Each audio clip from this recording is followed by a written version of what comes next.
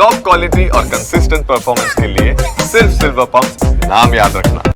સમાચાર સુરતથી મળી રહ્યા છે કે જ્યાં નબીરાઓની દારૂની મહેફિલ પર પોલીસ ત્રાટકી છે। કામરેજના મોરથાના ગામે ફાર્મ હાઉસમાં મહેફિલ ચાલતી હતી। 4 યુવકો 2 યુવતીઓ માણી રહ્યા હતા દારૂની મહેફિલ।